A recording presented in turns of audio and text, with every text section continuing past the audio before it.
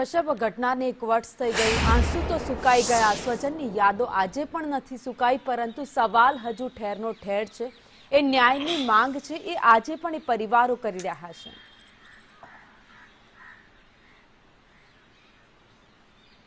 ચોક્કસ અનેક પરિવારો છે તે સમયાંતરે જે તે સત્તાધીશો છે તેની તે મુલાકાત લઈ રહ્યા છે અને તે સત્તાધીશો પાસે એક જ માંગ કરી રહ્યા છે કે આખરે તે લોકોને ન્યાય મળવો જોઈએ।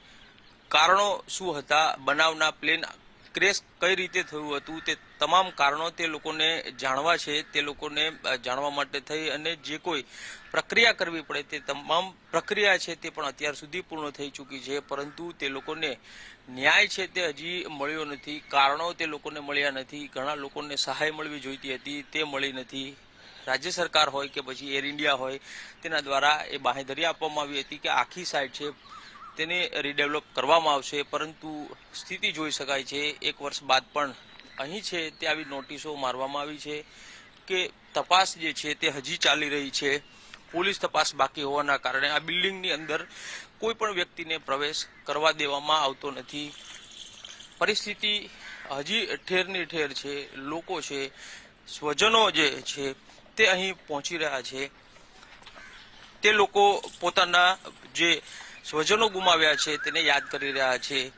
સ્થિતિ બદલાઈ નથી, તપાસ પૂર્ણ થઈ નથી, વાયદા ઉપર વાયદા મળી રહ્યા છે, પરંતુ જે બનાવ બન્યો હતો 1 વર્ષ બાદ પણ આ ઘટના છે તે ઘટના હજી એ જ યાદો તાજી કરી રહ્યા છે પરિવારજનોને। તે લોકો હજી પણ એ જ પ્રક્રિયા કરવા માટે થઈને પસાર થઈ રહ્યા છે। ઘણા લોકો એવા છે કે જ્યારે અહીંથી પ્લેન પસાર થતું હશે, એરપોર્ટ બિલકુલ નજીક છે, પ્લેન પસાર થતું હશે ને તેના અવાજથી પણ ઘણા લોકો જે છે તે કદાચ ડરી જતા હશે ને તેને પણ આજે એ જ દ્રશ્યો નજર સમક્ષ સામે આવતા હશે। જી કશ્યપ, અમારી સાથે જોડાયેલા રહેજો, આગળ પણ આપને પાસેથી માહિતી લેતા રહીશું, પરંતુ આજનો આ દિવસ કદાચ કોઈ નહીં ભૂલી શકે। એ 260 જિંદગીઓ એ પ્લેન ક્રેશ થયું એમાં જતી રહી। ક્યારેય અમદાવાદમાં કોઈ વિચાર્યું પણ નહીં હોય કે પ્લેન ઉડાન ભરશે ને બસ એ સેકન્ડો થશે અને ત્યાં જ થોડી જ વારમાં પ્લેન ક્રેશ થઈ ગયું અને તેમાં સવાર એક વ્યક્તિ બચ્યો અને અન્ય તમામ લોકોના મોત થઈ ગયા, જેમાં ગુજરાતના પૂર્વ મુખ્યમંત્રી વિજય રૂપાણી પણ એ જ પ્લેનમાં સવાર હતા। આજે 1 વર્ષ થયું, પરંતુ જવાબદારો સામે કડક કાર્યવાહીની વાતો તો કરવામાં આવી હતી, પરંતુ કાર્યવાહી આજ દિન સુધી નથી થઈ। હંમેશા વાયદાની વાત એ વાયદામાં જ રહી ગઈ। ફરી એકવાર આ મોટો પ્રશ્ન છે, સવાલ છે, જે આજે પણ ત્યાંનો ત્યાં અને ઠેરનો ઠેર રહી ગયો। હજુ પણ એ પરિવાર છે, 260 જિંદગીઓના એ પરિવાર ન્યાયની માંગ કરી રહ્યા છે કે સ્વજન તો જતા રહ્યા, આંસુ સુકાઈ ગયા, પરંતુ આજ દિન સુધી ના તો સરકાર ના તો તંત્ર કોઈ પણ એ પરિવારને ન્યાય ના અપાવી શક્યું। તો અમદાવાદ પ્લેન ક્રેશ દુર્ઘટના, જે અમદાવાદ ઇન્ટરનેશનલ એરપોર્ટ પરથી એ પ્લેને ઉડાન ભરી હતી અને ત્યાં જ એ વિડીયો એ વ્યક્તિએ બનાવ્યો, જે એક છોકરાએ બનાવ્યો હતો, જે એને ખબર જ નહોતી, બસ એના ઘર પરથી પ્લેન પસાર થઈ રહ્યું હતું ને એણે બસ એ વિડીયો બનાવી લીધો, પરંતુ એ વિડીયો અનેક જિંદગીઓ જે જતી રહી એ લોકોની સાક્ષી એ વિડીયો પૂરી રહ્યું છે। 12 જૂન 2025 અમદાવાદ એરપોર્ટથી વિમાન લંડન જવા માટે રવાના થયું હતું। પ્લેનમાં 242 લોકો હાજર હતા, જેમાંથી 241 લોકોના મોત થઈ ગયા। જમીન પર હાજર 19 લોકો પણ મોતને ભેટ્યા। એકમાત્ર વિશ્વાસ કુમાર રમેશ નામનો એક વ્યક્તિ હતો જેનો જીવ બચી ગયો।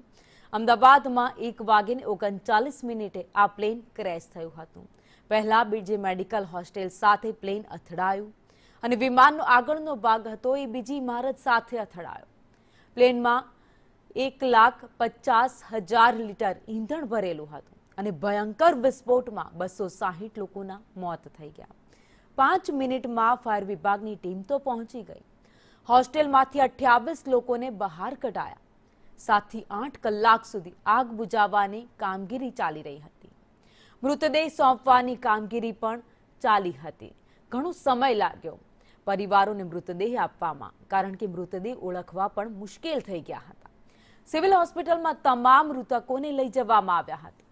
બાદમાં ડીએનએ રિપોર્ટને આધારે મૃતકોની ઓળખ થઈ અને તેમના સ્વજનને જાણ કરી તેમના સ્વજનને મૃતદેહ સોંપવામાં આવ્યા।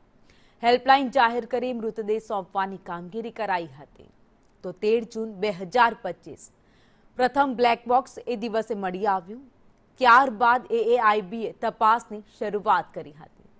DGCએ બોઈંગ 787ના તપાસના આદેશ પણ આપી દીધા અને 16 જૂન 2025 બીજો બ્લેક બોક્સ મળી આવ્યો.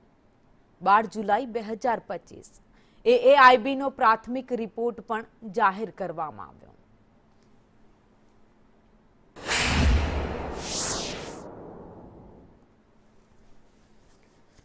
તો 12 જૂન આ દિવસ સાથે ઘણી બધી યાદો જોડાયેલી છે. ગુજરાતમાં બનેલી આ ગોઝારી ઘટના પ્લેન ક્રેશમાં એરક્રાફ્ટ એક્સિડન્ટ ઇન્વેસ્ટિગેશન બ્યુરોનો રિપોર્ટ જાહેર કરાયો હતો.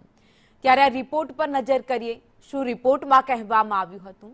બપોરે 1:38 બોઈંગ AI-171નું ટેક ઓફ 3 સેકન્ડમાં વિમાનની સ્પીડ 180 કિલોમીટરની હતી.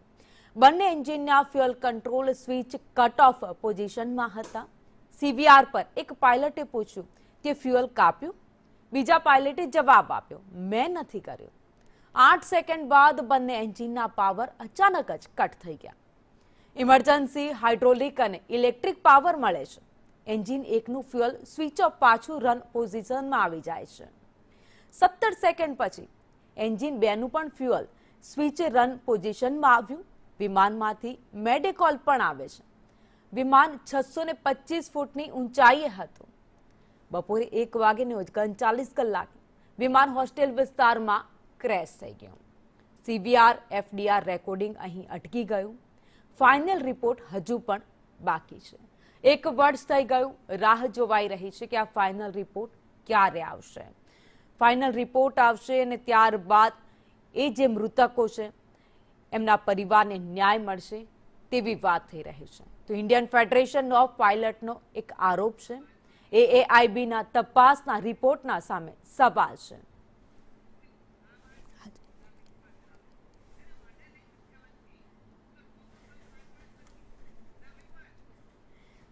તો AAIBનો પ્રાથમિક રિપોર્ટ જ્યાં કેટલાક જે રજૂ કરવામાં આવ્યું હતું રિપોર્ટમાં કેટલાક સવાલો પણ છે, કેટલાક જવાબો પણ આપવામાં આવ્યા છે. CVR પર એક પાયલોટે પૂછ્યું તે ફ્યુઅલ કટ કર્યું છે, તે ફ્યુઅલ કાપ્યું, તેવો એક પાયલટે બીજા પાયલોટને સવાલ પણ કર્યો.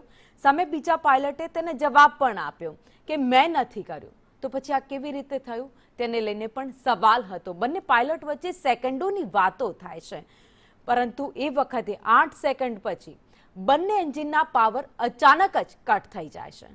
એટલે બહુ જ મિનિટોનો સમય હતો, સેકન્ડોનો સમય હતો જેમાં આ પ્લેન દુર્ઘટના સર્જાઈ હતી. ઇમરજન્સી હાઇડ્રોલિક અને ઇલેક્ટ્રિક પાવર મળે છે. એટલે કે કેવી રીતે પ્લેન આખું દુર્ઘટનાગ્રસ્ત થયું તેના પહેલાનો એક થોડો સમય હતો. તે દરમિયાન આ ઘટના બની હતી. એક એન્જિનનું ફ્યુઅલ સ્વિચ અપ પાછું રન પોઝિશનમાં આવી ગયું. એટલે કે પહેલા ફ્યુઅલ કટ થયું, ત્યારબાદ પાછું એકવાર રન પોઝિશનમાં આવ્યું અને 17 સેકન્ડ પછી એન્જિન 2નું ફ્યુઅલ સ્વિચ રન પોઝિશનમાં આવ્યું. એટલે કે પહેલા એક ફ્યુઅલ કટ થયું, ત્યારબાદ બીજું ફ્યુઅલ કટ થયું અને ફરી એકવાર વિમાનમાંથી મેડે કોલ પણ આપવામાં આવ્યો. એરપોર્ટને મેડે કોલ મળ્યો, પરંતુ સામે રિપ્લાય જાય એ પહેલા જ આ દુર્ઘટના બની ગઈ હતી. વિમાન 625 ફૂટની ઊંચાઈએ જ હતું.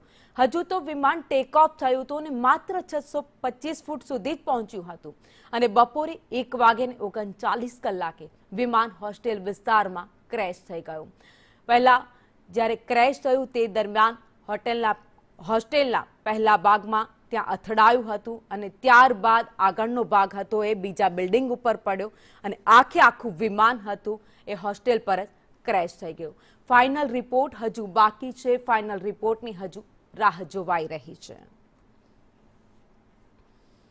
તો AAIBનો પ્રાથમિક રિપોર્ટ છે જે અત્યારે સામે આવ્યો છે. રિપોર્ટ ફ્લાઇટ ડેટા રેકોર્ડર અને કોકપિટ વોઇસ રેકોર્ડર આધારિત આ રિપોર્ટ આપવામાં આવ્યો છે.